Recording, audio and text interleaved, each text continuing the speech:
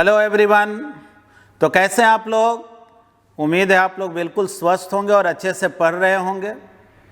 हम लोग आज जो है न्यू टॉपिक स्टार्ट करेंगे और वो टॉपिक का नाम है ऑप्टिक्स। देखिए, ऑप्टिक्स जो है जिसको हम लोग लाइट भी बोलते हैं, इसको दो पार्ट में हम लोग डिवाइड करके पढ़ते हैं। एक हम लोग बोलते हैं वेव ऑप्टिक्स, जिसको फिजिकल ऑप्टिक्स भी बोलते हैं, और दूसरा जो है वो है रे ऑप्टिक्स, जिसको हम लोग ज्योमेट्रिकल ऑप्टिक्स भी बोलते हैं।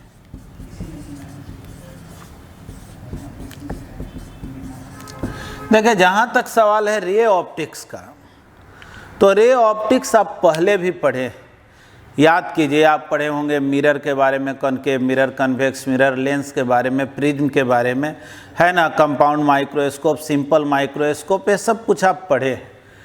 ठीक है, पढ़ने के लिए तो हम लोग सब कुछ पढ़ेंगे, लेकिन जहाँ तक सवाल है वेव ऑप्टिक्स का, तो वेव ऑप्टिक्स को आप पहले बिल्कुल नहीं पढ़े।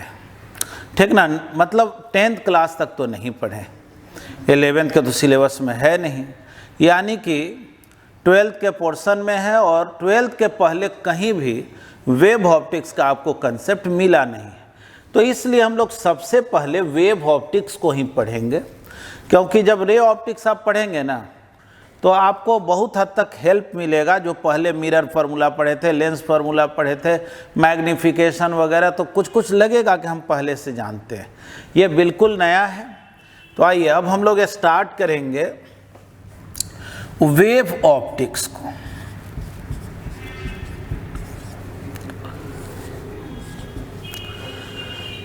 ठीक है, देखो, वेव ऑप्टिक्स में सबसे पहले हम लोग पढ़ते हैं जिस टॉपिक को, उसको बोलेंगे वेव फ्रंट। ये वेव फ्रंट क्या है जी? आइए थोड़ा सा हम लोग इमेजिन करते हैं, कल्पना करते हैं। समझो एक पॉन्ड है, तालाब है, पानी बिल्कुल स्थिर है, ठीक ना, बिल्कुल स्थिर पानी है। और तुम क्या किए, एक पत्थर को उस पानी में फेंक दिया, तब क्या होगा?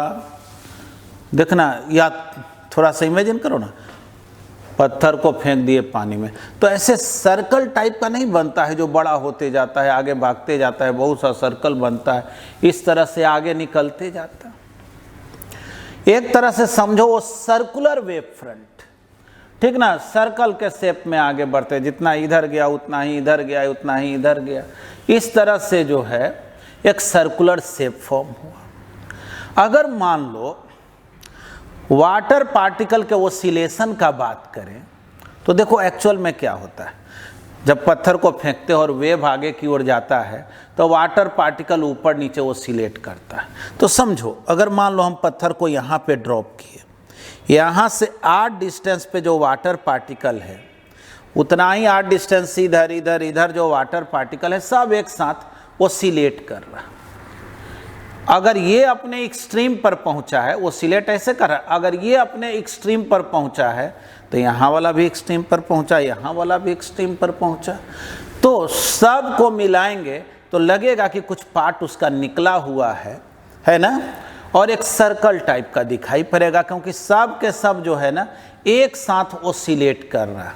थोड़ा समझना, ठीक ना। पत्थर को यहाँ ड्रॉप किए, 8 डिस्टेंस पर यहाँ यहाँ यहाँ कहीं भी एक सर्कल बना लो। इस सर्कल पर जितना भी पॉइंट है, सब पॉइंट एक साथ ओसिलेट कर रहा है। तो वेव फ्रंट किसको बोलते हैं? क्या इस सर्कल को बोलते हैं? तो ये तो इमेजिन करने के लिए बताएं। हकीकत में जो वेव फ्रंट होता है, हम लोग वैसे सरफेस को वेव फ्रंट बोलते हैं जिस सरफेस पर जितना भी पॉइंट हो, सब पॉइंट सेम फेज में वाइब्रेट करे। जैसे अभी हम सर्कल वाला जो एग्जांपल लिए, तो सब वाटर पार्टिकल ओसिलेट कर रहा है, तो अगर यहाँ का वाटर पार्टिकल अपने एक्सट्रीम पे है तो ये भी एक्सट्रीम पर है, ये भी एक्सट्रीम पर है, मतलब अगर इसका फेज π/2 है, SHM में पढ़ता था ना एक्सट्रीम पर फेज π/2, तो सबका जो है एक साथ फेज π/2 है। यानी आप बोल सकते हैं कि वेव फ्रंट एक ऐसा सरफेस है जिस सरफेस पर स्थित जितना भी पॉइंट होता है सब के सब पॉइंट सेम फेज में वाइब्रेट करता है। लेकिन हम लोग तो ऑप्टिक्स पढ़ रहे हैं, लाइट पढ़ रहे हैं, ये वाटर का वेव का क्या चर्चा करने लगे। अच्छा कोई बात नहीं, चलो अच्छा थोड़ा साउंड वेव पर आते हैं। देखो साउंड वेव का अगर बात करें तो साउंड को हम लोग प्रोड्यूस करते हैं तो एयर पार्टिकल ऑसिलेट करता है ना आगे पीछे, लॉन्गिट्यूडनल वेव है। तो मान लो साउंड जो प्रोड्यूस किए, यहाँ से मान लो साउंड प्रोड्यूस हुआ, तो यहाँ का जो पार्टिकल है उतना ही डिस्टेंस पर यहाँ का जो पार्टिकल है उतना सारा पार्टिकल एक साथ ऑसिलेट कर रहा है। मतलब कि अगर यहाँ एक पॉइंट सोर्स है और इससे वेव प्रोड्यूस हुआ ऑल डायरेक्शन में, एक साथ ये वेव ऑल डायरेक्शन में जा रहा है, और जो पार्टिकल है अगर इक्वल डिस्टेंस पर स्थित जितने भी पार्टिकल देखेंगे सब पार्टिकल सेम फेज में ऐसे ऐसे ऑसिलेट कर रहा है। यानी कि आप एक बात कह सकते हैं कि अगर पॉइंट सोर्स ऑफ लाइट है तो अगर हम एक इमेजिन करें स्फेरिकल सरफेस को और समझे कि सेंटर पे जो है ना पॉइंट सोर्स है, साउंड का सोर्स है, और एक स्फेरिकल सरफेस इमेजिन करो, तो इस स्फेयर पर जितना भी एयर पार्टिकल है सब एक साथ ऑसिलेट करता है। एक साथ ऑसिलेट करने का मतलब हुआ ये एक्सट्रीम पर तो ये भी एक्सट्रीम पर, यहाँ वाला भी एक्सट्रीम पर, ये मीन पर तो ये भी मीन पर, मतलब सब के सब इस स्फेयर पर स्थित जितना भी पार्टिकल है सब के सब पार्टिकल सेम फेज में वाइब्रेट करता है। तब इसी स्फेयर को हम लोग क्या बोलते हैं, वेव फ्रंट। यानी अगर कोई पॉइंट सोर्स ऑफ साउंड है तो समझो उससे वेव निकल रहा है, और ये स्फेयर जो है ना माने ऑल डायरेक्शन में जा रहा, अभी यहाँ पहुँचा फिर यहाँ, समझो स्फेयर बड़ा होते जा रहा है। उसी तरह से हम लोग लाइट सोर्स का भी बात करेंगे। तो जैसा कि आप इलेक्ट्रोमैग्नेटिक वेव में पढ़े हैं कि लाइट को जब आप प्रोड्यूस करते हैं तो इलेक्ट्रिक फील्ड वाइब्रेट करता है। उसमें एयर पार्टिकल तो होता नहीं है, वाटर का पार्टिकल तो होता नहीं है, वैक्यूम रहता है, वो तो इलेक्ट्रोमैग्नेटिक वेव है। तो वहाँ ऑल पॉइंट्स पे देखो वेव फ्रंट किसको बोलेंगे, तो बोलेंगे ऐसा सरफेस जिस सरफेस पर स्थित जितना भी पॉइंट है सब के सब पॉइंट सेम फेज में वाइब्रेट करे। तो कोई कहे लाइट के केस में फेज का मतलब, तो बोलेंगे वहाँ पर इलेक्ट्रिक फील्ड वाइब्रेट करता है। जैसे लाइट अगर इधर जा रहा है इलेक्ट्रिक फील्ड परपेंडिकुलरली वाइब्रेट करता है। तो जितना भी पार्टिकल अगर एक वेव, अगर हम लोग एक इमेजिन करें स्फेयर को और उस स्फेयर पर जितना भी पॉइंट देखेंगे तो सब जगह इलेक्ट्रिक फील्ड जो वाइब्रेट करेगा वो सेम फेज में वाइब्रेट करता है। आइए इसको हम लोग डायग्राम से समझें तो ज़्यादा बेहतर है। इसको पहले मिटा देते हैं। वेव फ्रंट को डिफाइन कैसे करें,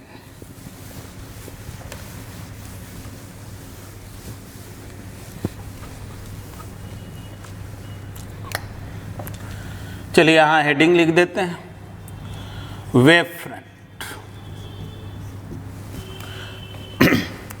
आइए थोड़ा समझिए पहले। जैसे यहां पर एक पॉइंट सोर्स और इससे ऑल डायरेक्शन में लाइट जो है निकल रहा,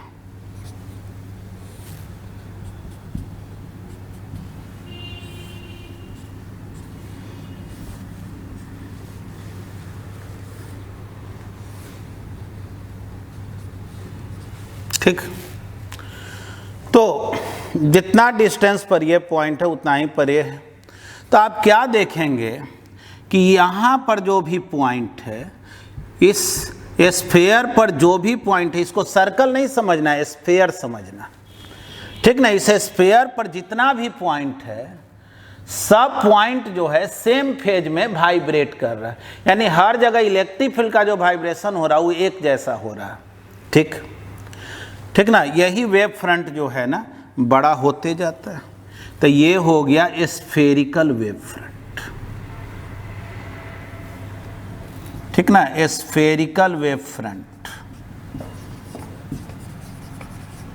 वेव फ्रंट जो है ना वो एक तरह से सरफेस है, स्फेरिकल सरफेस हो गया, यही सरफेस हो गया वेव फ्रंट। जो पानी में आप पत्थर फेंकते हैं तो सर्कुलर वेव फ्रंट होता है, सर्कल बनाते हुए आगे भागते।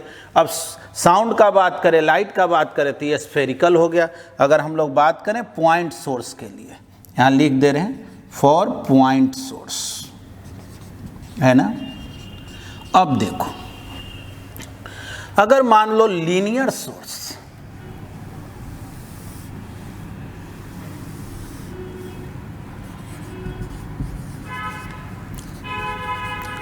लीनियर सोर्स समझो ट्यूब लाइट, अब ऑल डायरेक्शन में लाइट इससे निकल रहा है।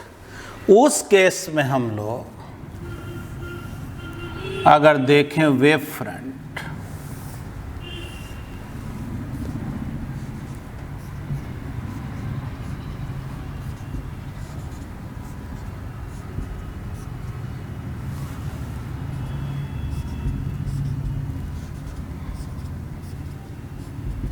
ठीक ना, तो ये हो गया सिलेंड्रिकल वेव फ्रंट, ठीक ना। यही वेव फ्रंट जो है बड़ा होते जाएगा।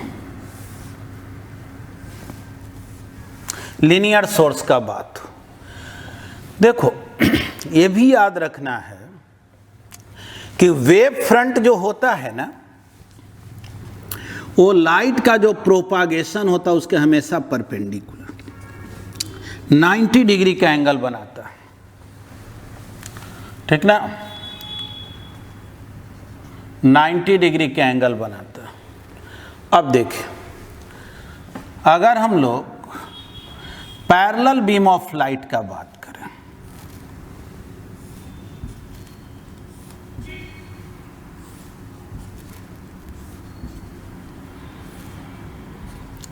ये हो गया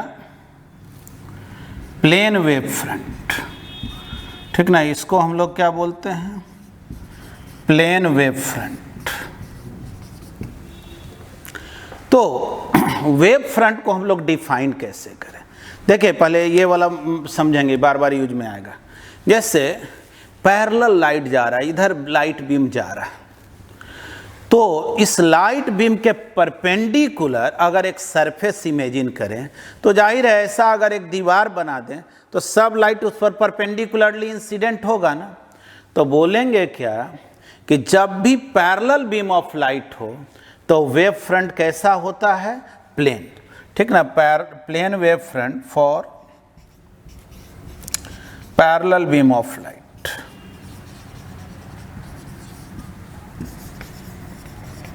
चलिए, ये तो आप समझे।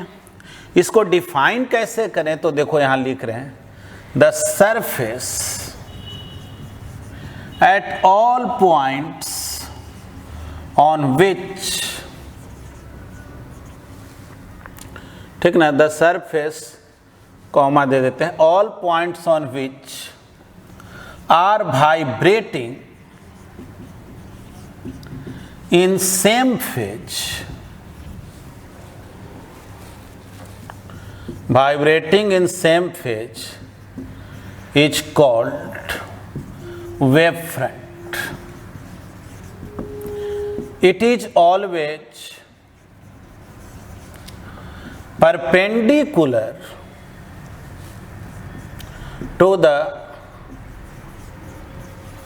propagation of light, ठीक ना। लाइट के प्रोपागेशन के हमेशा परपेंडिकुलर होता है। चलिए, ये तो हम लोग समझे। इसी को आप स्टैंडर्ड वे में ऐसे भी डिफाइन कर सकते हैं, बोलेंगे कि वेव फ्रंट जो है ना वो सारे पॉइंट जो सेम फेज में वाइब्रेट करता उसका लोकस है। यानी आप बोल सकते हैं, in other words, wave front is the locus of all points vibrating in same phase. जितना भी पॉइंट सेम फेज में वाइब्रेट कर रहा, सारे पॉइंट को मिला के एक सरफेस बनाए तो उसी सरफेस को बोलते हैं वेव फ्रंट। बोलेंगे it may be spherical, cylindrical, plane, etcetera. ठीक ना। तो ये हम लोग डिफिनीशन सीखे वेव फ्रंट का, तो आप पहले इसको लिख लें। अब हम लोग आगे देखते हैं हाइगेंस प्रिंसिपल को। देखिए, हाइगेंस प्रिंसिपल का दो स्टेटमेंट है।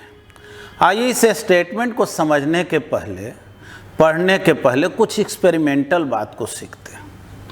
जैसे ऐसा समझिए कि इधर पानी भरा हुआ, ठीक ना। यहाँ पे समझ लो कि एक स्विमिंग पूल है, पानी भरा हुआ। आप क्या किए, इसमें एक पत्थर को फेंक दिए। ठीक है, पत्थर फेंक देंगे तो इस तरह से सर्कुलर वेव फ्रंट निकल करके आगे जाएगा। यहाँ पर दीवार है और समझिए इधर भी जो है ना एक स्विमिंग पूल है। ठीक। अब देखो ये जो वेव फ्रंट है वो आगे की ओर जा रहा है, जा रहा है, जा रहा है। कुछ देर के बाद आप क्या देखें कि वेव फ्रंट आ करके इस दीवार से टकराया। ठीक है। मान लो अगर इस दीवार में गैप बना हुआ रहे, सपोज करो इस दीवार में गैप है।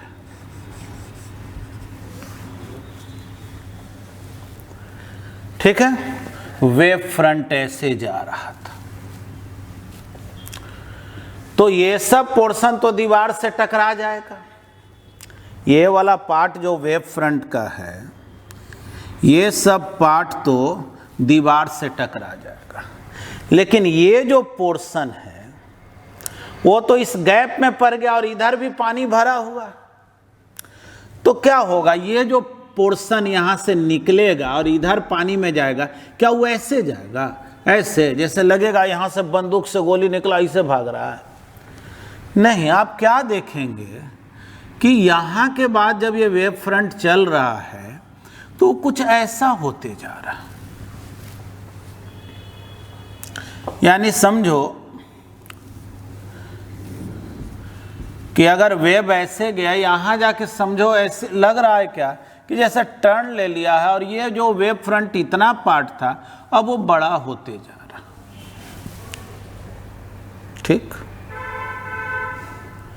तो ये एक्सपेरिमेंट कह क्या रहा है। अब हम लोग क्या किए, कहे ना कि दोनों ये जो दीवार है ना, इसमें बीच का जो गैप है थोड़ा कम करो। बस देखो बीच का गैप कम कर दिए, इतना ही रख, बस इतना ही रख। तो क्या होगा, ऐसे ऐसे भागेगा नहीं। अब क्या देखोगे, और ज्यादा ऐसे बेंड कर गया, ऐसे ऐसे। ठीक ना। ये एक्सपेरिमेंट करके देख सकते हैं। पानी में पत्थर दिए, सर्कुलर वेव फ्रंट जा रहा और यहाँ पर एक दीवार में गैप कर दिया और इधर भी पानी भरा हुआ। अब क्या देख रहे हैं कि ये जो वेव फ्रंट इस दीवार पे टकराया, ये आगे जाके ऐसे बड़ा होते जा रहा। चलो अब इसी एक्सपेरिमेंट को आगे रिपीट करते हैं। और अब हम लोग क्या किए कि ये जो दीवार है ना,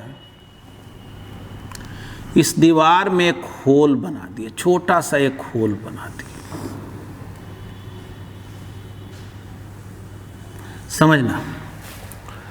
अब समझो कि इस वेव फ्रंट का एक ठो पॉइंट आके इस होल से टकराया और इधर क्या देखोगे कि अरे ऐसा वेव फ्रंट हो गया, यानी लगेगा कि हम पत्थर यहाँ नहीं फेंके थे, जैसे पत्थर यहीं पर फेंके थे। ये होल ही क्या चीज का रोल करने लगा, तो सोर्स ऑफ डिस्टरबेंस का रोल करने लगा। मतलब जैसे ये source circular wave front produce कर रहा था, तो ये भी सोर्स वेव फ्रंट मतलब कि इस दीवार में अगर एक पिन होल बना लें और तब उस पर वेव फ्रंट को प्रोड्यूस कराएं, तो ये वेव फ्रंट जो है वो ऑल डायरेक्शन में इस तरह से जाने लगता है जैसे लगता है कि ये जो पॉइंट है वो अपने आप में क्या है, individual source of new disturbance. मतलब ये तो सोर्स ऑफ डिस्टरबेंस था ही। अब हम बाकी कोई पॉइंट का बात नहीं कि हम केवल एक पॉइंट का बात करें, बाकी सारा पॉइंट तो दीवार से टकरा गया। और आप इधर क्या देख रहे हैं कि ऐसा वेव फ्रंट प्रोड्यूस हो रहा है जैसे पत्थर यहीं फेंका गया था।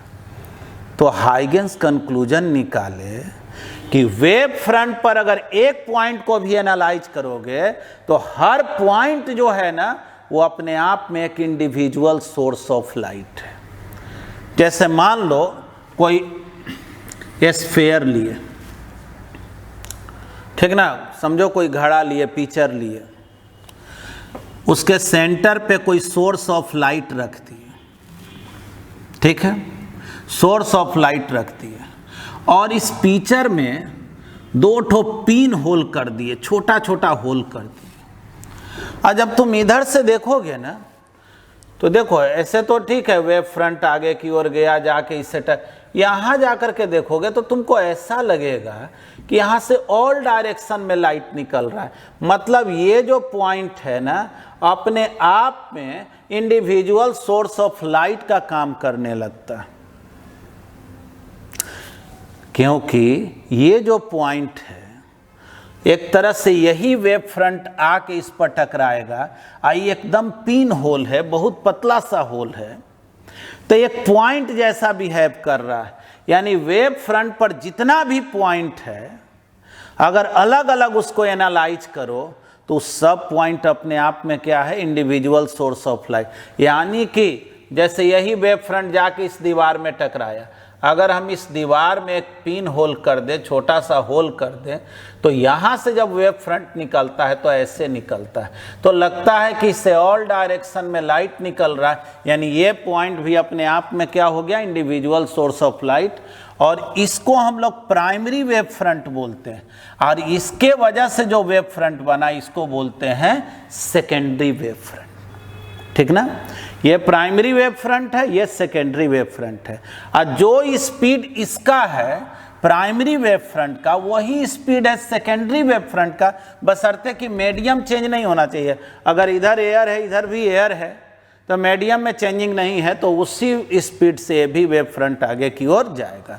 तो हाइगेंस प्रिंसिपल का जो फर्स्ट स्टेटमेंट है, आगे लिख भी देंगे, वो स्टेटमेंट ये है कि कोई भी वेव फ्रंट पर या वेव फ्रंट का प्रत्येक पॉइंट अपने आप में एक इंडिविजुअल सोर्स ऑफ लाइट होता है और वो अपना ओन वेव फ्रंट प्रोड्यूस करता है ऑल डायरेक्शन में, और वो वेव फ्रंट को सेकेंडरी वेव फ्रंट बोलते हैं। और उस सेकेंडरी वेव फ्रंट का स्पीड वही होता है जो प्राइमरी वेव फ्रंट का होता है, बशर्ते कि मीडियम में कोई चेंजिंग नहीं हो। तो ये तो एग्जाम्पल के द्वारा बतलाएं, अगर एग्जाम्पल लिखना चाहते हैं तो लिख लें और फिर जो है आगे स्टेटमेंट लिख रहे हैं। आइए अब हम लोग हाइगेंस प्रिंसिपल का जो स्टेटमेंट 1 है उसको प्रॉपर वे में समझते हैं। हालांकि ऑलरेडी एक्सप्लेन तो कर चुके हैं, इसको बोर्ड पे लिख भी दिए। देखिए क्या लिखा हुआ है, each point on a wave front behaves as individual source of light, या आप डिस्टर्बेंस भी बोल सकते हैं, सोर्स ऑफ लाइट और डिस्टर्बेंस है ना, और यहाँ ऐड कर दे रहे हैं। And they produce their own wave front. Wave front पर जितना भी पॉइंट है अपने आप में इंडिविजुअल सोर्स है और वो अपना वेव फ्रंट प्रोड्यूस करता है।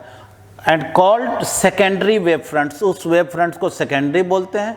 This secondary wave front travels with same speed as that the speed of original और primary wave fronts provided medium remains the same.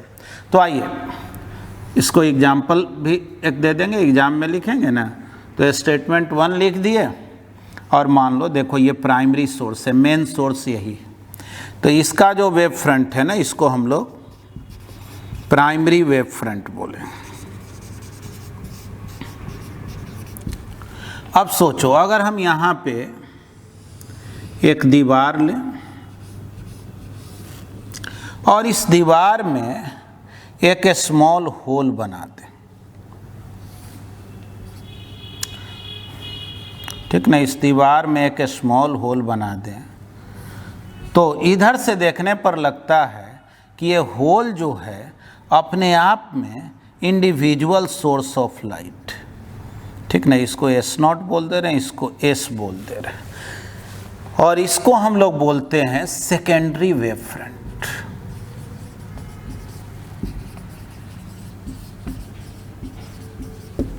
ठीक है, तो बोलेंगे क्या, the whole S behaves as individual source of light या source of new disturbance।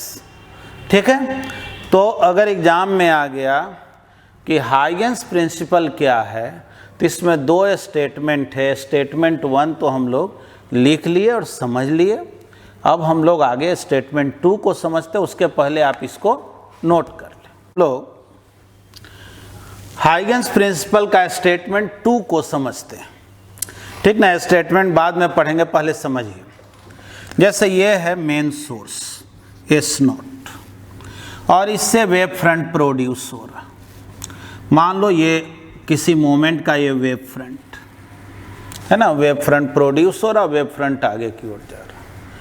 अभी जैसा कि हम लोग पढ़े कि वेव फ्रंट पर जितना भी पॉइंट है, हर पॉइंट अपने आप में इंडिविजुअल सोर्स ऑफ लाइट है और वो अपना वेव फ्रंट प्रोड्यूस करता है। तो समझो ये एक सोर्स ऑफ लाइट है और ये भी अपना वेव फ्रंट प्रोड्यूस करेगा, ये भी अपना एक वेव फ्रंट प्रोड्यूस करेगा, ये भी अपना, हर पॉइंट जो है अपना एक वेव फ्रंट प्रोड्यूस करेगा।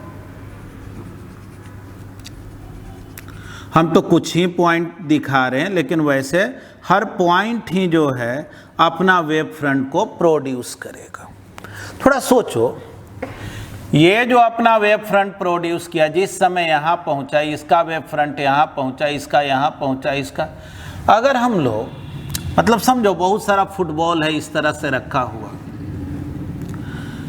सबको अगर एक इन्वेलप में रख दें, जैसा ही शेप बना रहा, मतलब कि एक टेंजेंशियल सरफेस बनाओ, सब पर टेंजेंट ड्रॉ करते जाओ और एक नया शेप बनाओ, तो सोचो ये जो हम टेंजेंशियल सरफेस बनाए, यहाँ का वेव जिस समय इस सरफेस के पास पहुँचेगा उसी समय यहाँ का उसे, इसके बीच में भी है वो भी पहुँचेगा। एक मतलब कि ये जो हम लोग इन्वेलप बनाए,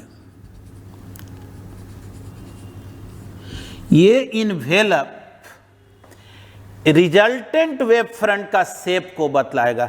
मतलब इसका वेव फ्रंट यहाँ पहुंचा, इसका वेव फ्रंट पहुंचा, इसका सब को मिला करके एक शेप जो बनाए हम लोग, इन्वेलप जो बनाए, टेंजेंशियल सरफेस जो बनाए, ये हो गया shape of new wave front, shape of new wave front.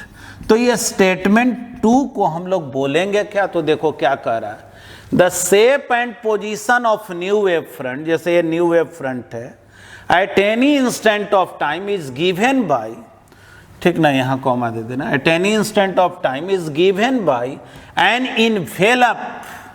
एक ऐसा इन्वेलप बनाओ, इन्वेलप या tangential surface of all the secondary wave fronts at that instant. जो सेकेंडरी वेव फ्रंट है, ये सब सेकेंडरी ना हुआ, क्योंकि वेव फ्रंट पर जो पॉइंट है उसका वेव फ्रंट ये है, तो सारे सेकेंडरी वेव फ्रंट को एक इन्वेलप में पैक करो और वो इन्वेलप का जो शेप होगा वही शेप हो जाएगा न्यू वेव फ्रंट का, रिजल्टेंट वेव फ्रंट का, ठीक ना। इस सारे मिल करके जो वेव फ्रंट प्रोड्यूस करेगा वो इसी शेप का होगा। ये हो गया हाइगन्स प्रिंसिपल का स्टेटमेंट 2। अब हम लोगों को 12th बोर्ड में आता है कि हाइगन्स प्रिंसिपल के हेल्प से लॉ ऑफ रिफ्लेक्शन को प्रूफ करें, लॉ ऑफ रिफ्रैक्शन को प्रूफ करें। तो ठीक है, पहले तो आप इस स्टेटमेंट को लिखें। हम लोग सीखते हैं लॉ ऑफ रिफ्लेक्शन का प्रूफ हाइगन्स प्रिंसिपल के हेल्प से। याद कीजिए पहले लॉ ऑफ रिफ्लेक्शन क्या है, तो पढ़े थे ना कि लॉ ऑफ रिफ्लेक्शन में angle of incidence angle of reflection के इक्वल होता है, आई इक्वल होता है आर के। साथ में याद कीजिए पढ़े थे incident ray, reflected ray, normal, तीनों सेम प्लेन में होता है। ये आप हाई स्कूल में भी ऑलरेडी ये सब पढ़े होंगे। उसी को जो है हम लोगों को हाइगन्स प्रिंसिपल के हेल्प से प्रूफ करना। देखिए ये प्लेन मिरर, सपोज कीजिए पैरेलल बीम ऑफ लाइट जो है इस पर इंसिडेंट हो रहा। आप जैसा कि जानते हैं कि पैरेलल बीम ऑफ लाइट अगर हो तो वेव फ्रंट प्लेन होता है, ठीक ना। ये प्लेन वेव फ्रंट हो गया, प्लेन वेव फ्रंट। मान लो इसको ए बोलते हैं, इसको बी बोलते हैं, ठीक ना। लाइट तो हर जगह है, मान लो हम 3 ठो लाइट ऐसे दिखा। देखो जी,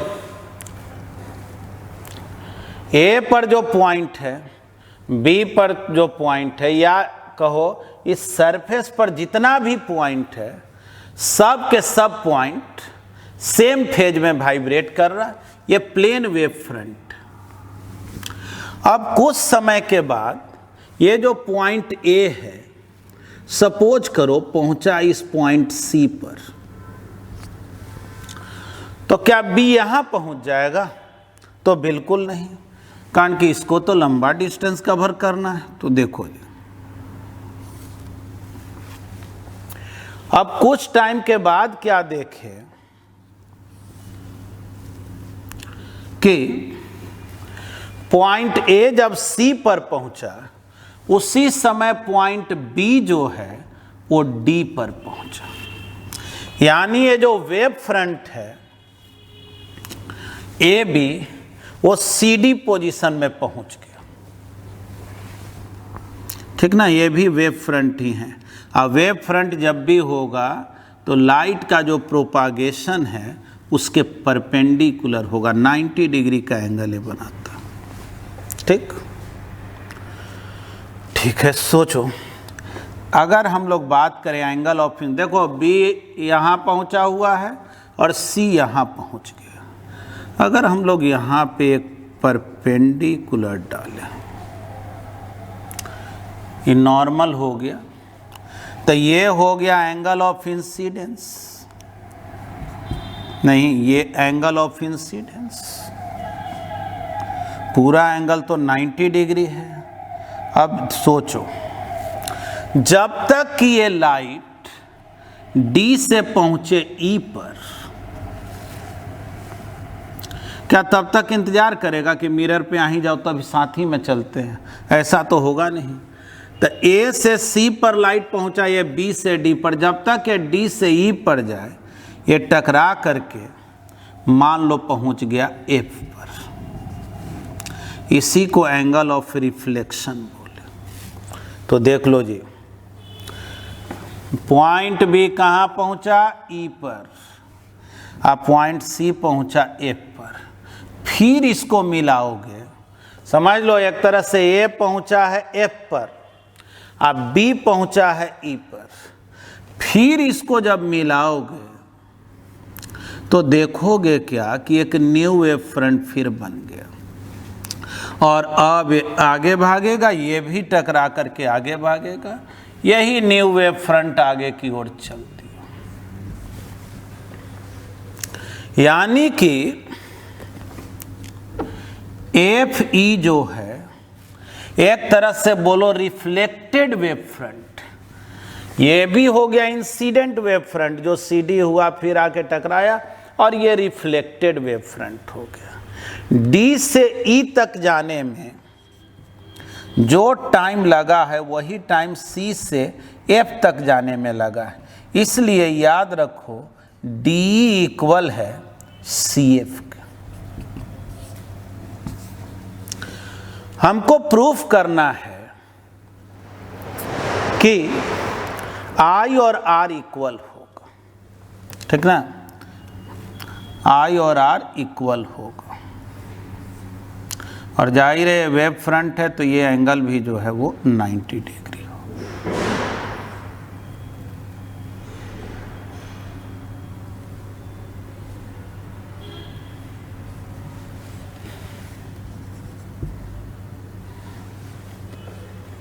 ठीक, देखें पूरा एंगल है 90, ए आई है तो ये 90 माइनस आई, तो ये आई होगा क्या, देख लो बढ़िया से, ए आई तो ये 90 माइनस आई तो ये आई होगा। वैसे ही देखो ये आर है तो ये 90 माइनस आर, तो इसको आर होना पड़ेगा। थोड़ा समझना बढ़िया से, फिर से एक्सप्लेन कर दे।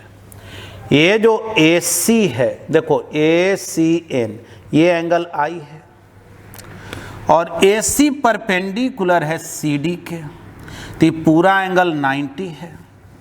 तो सोचो ये आई तो यहाँ से यहाँ तक 90 माइनस आई, तो ये लाइन ये एंगल 90 माइनस आई, तो इसको आई होना पड़ेगा ना, क्योंकि ये तो नॉर्मल है ना, एन सी जो है परपेंडिकुलर है सी के, तो जाहिर है उस नाते ये आई होगा। वैसे ही सोचो अगर ये एंगल आर है तो ये पूरा एंगल हो गया 90 माइनस आर, और ये 90 है तो ये तीनों मिल करके 180 होगा। सी एफ ई ट्रायंगल में सोचे तो ये 90 है, ये 90 माइनस आर है, तो इसको आर होना पड़ेगा तभी ना तीनों मिल के 180 हो। तो जाहिर है देखो एक तो बात ये हुआ ना कि हम समझ के लिखे, अब आगे से याद रखना ये आई होता है तो ये आई, और ये आर तो ये आर, ठीक ना। अब देखो इसी में हम लोग कुछ बात और समझने के लिए करते हैं, जैसे ये मिरर है, मिरर पे लाइट सबसे पहले कहाँ आया है, पॉइंट सी पर। तो सोचो सी से वेव फ्रंट निकलेगा ना, और ऑल डायरेक्शन में जाएगा, सी पॉइंट से समझो वेव फ्रंट निकल रहा है। उसके बाद लाइट जो है, चलो बीच वाला, ऐसे तो हर पॉइंट से ही लाइट पहुंच रहा है, मान लो ये पहुंचा मिडिल वाला, तब मिडिल वाला जो पॉइंट पहुंचा होगा, ये वाला लाइट पहुंचा होगा, इसके बाद पहुंचा होगा, तो ये जो है अपना वेव फ्रंट प्रोड्यूस करेगा। लेकिन जितना दूर ये प्रोड्यूस कर चुका होगा उतना देर ये नहीं प्रोड्यूस कर पाएगा, दूर उतना डिस्टेंस से नहीं ना कवर कर पाएगा। क्यों? क्योंकि तो बाद में आया है, पहले यहाँ लाइट पहुंचा है सी पर। अब चलो अगर हम ई का बात करें तो मान लो अभी अभी ई पर लाइट पहुंचा ही है, तो अगर तुम टेंजेंट ड्रॉ करो इस सरफेस पर, मान लो यही ई है, अब देखो पॉइंट तो यहाँ भी पहुंचा, ये भी अपना वेव फ्रंट पॉइंट तो यहाँ भी पहुंचा है, हम सारे पॉइंट का तो बात कर नहीं रहे। तो अगर सब पर टेंजेंट ड्रॉ करोगे, सब पर टेंजेंट ड्रॉ करोगे, तो यही न्यू वेव फ्रंट का शेप आएगा, जिसको हम लोग क्या नाम दिए हुए हैं, एफ ई। जैसे सी से वेव फ्रंट निकल के जब एफ पर पहुंचा, यहाँ से निकल के यहाँ पहुंचा, यहाँ से यहाँ सब पर टेंजेंट ड्रॉ किए, तो हमको यही प्लेन सरफेस मिला, और यही हो गया न्यू वेव फ्रंट। मतलब ये समझने के पॉइंट ऑफ व्यू से। और रही बात प्रूफ करने के पॉइंट ऑफ व्यू से, तो काम तो आसान है। देखो प्रूफ करने के लिए बहुत दिमाग नहीं लगाना है, कि काहे नहीं लगाना है, तो बोलेंगे देखो जी अगर साइन आई लिखो, साइन आई क्या होगा, तो perpendicular upon hypotenuse D by C. Sine R क्या होगा, सी एफ बाई सी।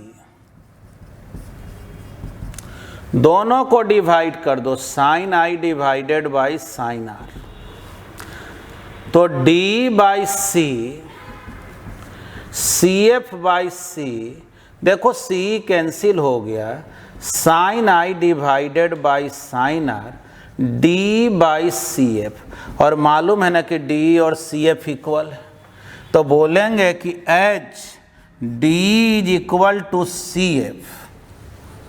तब तो जाहिर है कैंसिल होकर के 1 हो गया, sine I by sine R 1 हो गया, यानी sine I equal sine R के, यानी आई इक्वल हो गया आर के। प्रूव्ड हो गया क्या? एंगल ऑफ इंसिडेंट इक्वल हो गया एंगल ऑफ रिफ्लेक्शन, है ना। एक लाइन इसमें भी लिखेंगे कि incident wave front and reflected wave front lie in same plane. देखो बोलेंगे incident wave front and reflected wave front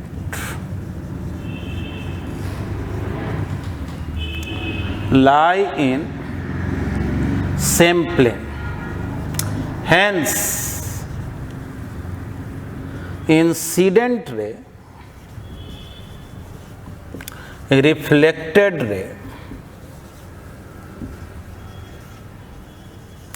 and normal will lie in same plane। तो चलो ये तो प्रूव्ड हो गया। लॉ ऑफ रिफ्लेक्शन को हम लोग हाइगन्स प्रिंसिपल के हेल्प से प्रूफ कर दिए। चलिए इसको पहले आप नोट कर लें। देखिए एक टॉपिक है रिफ्रैक्टिव इंडेक्स, ठीक ना, रिफ्रैक्टिव इंडेक्स, जिसको हम लोग म्यू से या ईटा से डिनोट करते हैं, हिंदी में अपवर्तनांक बोलते हैं। रिफ्रैक्टिव इंडेक्स का डिफिनीशन क्या है? तो देखिए कोई भी मीडियम का रिफ्रैक्टिव इंडेक्स का बात करना हो तो हम लोग velocity of light in vacuum divided by velocity of light in given medium, ठीक ना, जिस मीडियम का बात कर रहे हैं, सी बाई भी। देखो वैक्यूम में लाइट का जो वेलोसिटी होता है वो सबसे ज़्यादा होता है कोई भी अदर मीडियम के कंपैरिजन में, इसलिए म्यू का जो वैल्यू है वो 1 से बड़ा होता है। हम लोग जो है इक्वल भी लिख लेते हैं, approximate mu is approximately equal to 1 for air. Air के लिए हम लोग ये मान के चलते हैं कि लाइट का वेलोसिटी जितना वैक्यूम में होता है उतना ही एयर में होता है, ठीक ना। थोड़ा बहुत चेंजिंग होगा लेकिन हम लोग ये अजम्पशन ले करके चलते हैं, ठीक है। यानी कोई भी, जैसे आपसे कोई कहा ना वाटर का रिफ्रैक्टिव इंडेक्स क्या होगा, तो बोलेंगे वैक्यूम में लाइट का वेलोसिटी देख लो और वाटर में कितना है, दोनों को डिवाइड कर दो, मतलब रेशियो निकाल दो, सी बाई भी निकाल दो। एक बात और जाने, जैसे अगर कहीं लिखा रहे ना 1 म्यू 2, तो इसको हम लोग पढ़ते हैं refractive index of 2 with respect to 1। समझना, 1 म्यू 2 यानी 2 का रिफ्रैक्टिव इंडेक्स 1 के रिस्पेक्ट में। अगर लिखा रहे ए म्यू जी, तो ये हो गया refractive index of glass with respect to air. एक बात और जानना, जैसे लिखा रहे ना 1 म्यू 2, इसका मतलब होता है mu 2 by mu 1। Mu 1 by mu 2 नहीं, ऊपर 1 देख करके नहीं बोल देना, क्या होता है इसका मतलब mu 2 by mu 1, refractive index of 2 with respect to 1, ठीक है। तो आप पहले जो है इसको लिख लें, आगे इसका ज़रूरत पड़ेगा। देखिए इसी को हम लोग ऐसे भी लिख देते हैं, म्यू 2 1 मतलब refractive index of 2 with respect to 1। देखिए इस म्यू 2 1 को जो है, जो आप बोले म्यू 2 बाई म्यू 1, तो अभी आप पढ़े थे ना म्यू 2 सेकेंड मीडियम का refractive C by V 2, μ1 c by v1, तो c cancel v1 by v2 भी बोल सकते है ना। Refractive index of 2 with respect to 1 अगर पूछा जाए तो velocity of light in one medium divided by velocity of light in medium 2 यानी second medium, v1 by v2 को भी आप μ21 बोल सकते हैं। तो चलिए यहाँ तक तो हम लोग सीखे। तो हम लोगों को आगे जो ज़रूरत है, रिफ्रैक्टिव इंडेक्स आपको क्यों बता रहे हैं, क्योंकि जो स्नेल्स लॉ है, आप 10th क्लास में पहले पढ़े होंगे कि लाइट जब एक मीडियम से दूसरे मीडियम में जाता है, याद कीजिए, मान लीजिए आई है, अब सपोज करो ये रेयर मीडियम है, इधर डेंसर मीडियम, तो रेयर से जब डेंसर में जाता है लाइट तो वो नॉर्मल की ओर बेंड कर जाता है। अगर इसको μ1 बोले, इसके रिफ्रैक्टिव इंडेक्स को μ2 बोले, तो ये स्नेल्स लॉ है कि sine I by sine r μ2 by μ1, यानी refractive index of second medium with respect to first medium. मतलब आई और आर का वैल्यू कुछ भी हो, साइन आई और साइन आर का रेशियो कांस्टेंट होता है, इसी को हम लोग लॉ ऑफ रिफ्रैक्शन बोलते हैं। तो आगे चूंकि मुझे जो प्रूफ करना है वो रिलेटेड है रिफ्रैक्टिव इंडेक्स से, इसलिए पहले रिफ्रैक्टिव इंडेक्स को एक्सप्लेन कर दिए, आगे जो है इसका प्रूफ बता रहे हैं। तो चलिए पहले आप क्या करें, इसको तो नोट कर लें। आइए अब हम लोग लॉ ऑफ रिफ्रैक्शन के प्रूफ को देखते हैं। सपोज कीजिए एक प्लेन सरफेस है जो दो मीडियम को सेपरेट कर रहा है। ऊपर का जो मीडियम है उसका रिफ्रैक्टिव इंडेक्स μ1 है और नीचे जो मीडियम है उसका रिफ्रैक्टिव इंडेक्स μ2 है। इस प्लेन सरफेस पे parallel beam of light incident हुआ, ठीक ना, parallel beam of light incident हुआ। जैसे हम लोग proof of law of reflection में देखें, मान लो ये पॉइंट ए है, पॉइंट बी है, फिर वैसे ही बोलेंगे कि ये जो है एंगल ऑफ इंसिडेंस। देखो जब ये वेव फ्रंट ए बी इस पोजीशन में पहुंचेगा तो ये तो यहाँ आ गया, बी तो ये रास्ते में ही रहेगा, तो चलो बी यहाँ पर पहुंचा, यानी ए पहुंचा सी पर, अब बी पहुंच गया डी पर, ठीक ना। यही वेव फ्रंट यहाँ पहुंच गया, अब इसका नाम सी डी हो गया। देख लो ये आई है तो ये 90 माइनस आई, क्योंकि पूरा एंगल 90 है, ये वाला लाइन वेव फ्रंट के पर ये 90 माइनस आई तो ये आई हो जाए, पहले ही लिख दिए, हालांकि पिछला फिगर में भी देखा था ये एंगल आई हो गया। अब थोड़ा समझना यहाँ पे,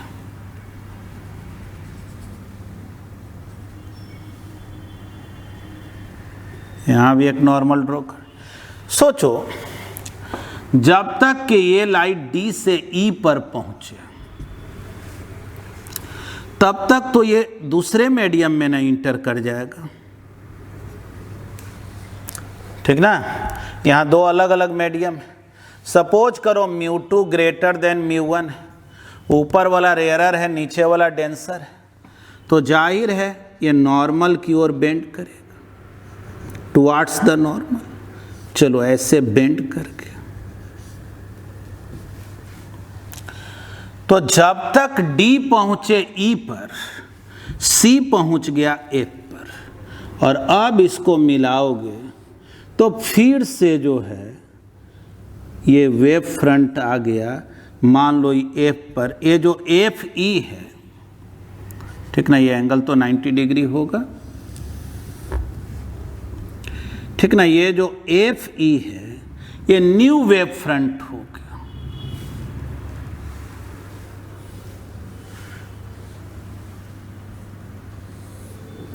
ये न्यू वेव फ्रंट हो गया। अब कुछ टाइम के बाद यही वेव फ्रंट जो है यहां पहुंच गया। देखें ये एंगल आई, ये 90 माइनस आई तो ये आई। वैसे ही बोलेंगे ये एंगल R, ये 90 माइनस R, तो ये हो गया R।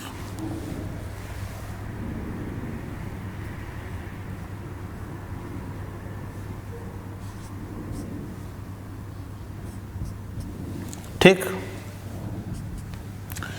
अब ये जो न्यू वेव फ्रंट FE है वो आगे की ओर ट्रेवल करेगा।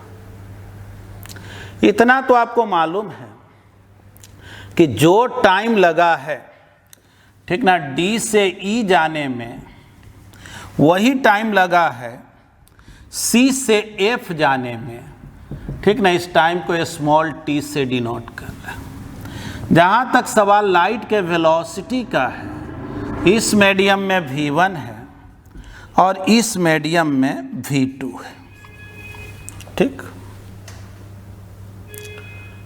इसमें आप ये नहीं बोल सकते हैं कि d इक्वल होगा CF के, इसलिए क्योंकि टाइम जरूर इक्वल है, लेकिन यहाँ लाइट का वेलोसिटी कुछ और है, यहाँ कुछ और। तो अगर आपसे पूछा जाए d कितने के इक्वल होगा, तो v1 वेलोसिटी से t टाइम तक चला तो v1 इंटू टी। और CF कितने के इक्वल होगा, तो v2 into T.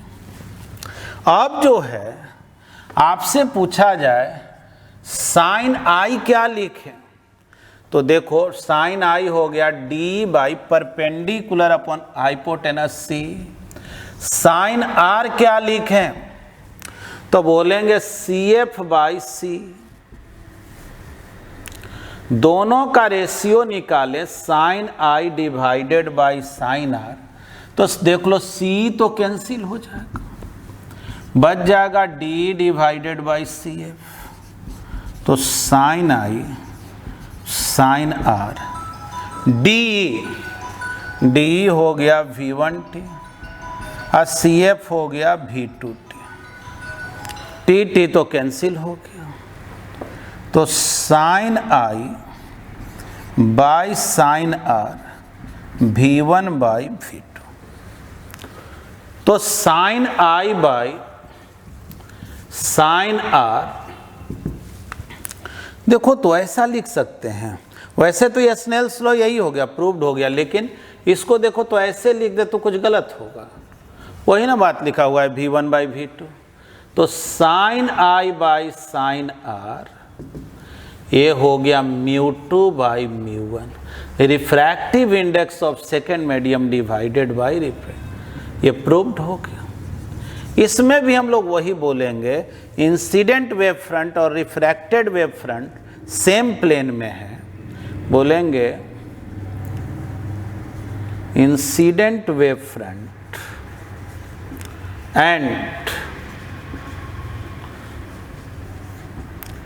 reflected wave front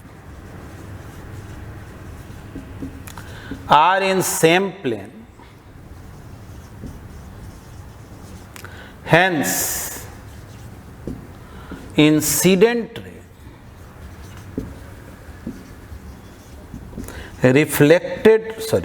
refracted ray and normal will be in same plane।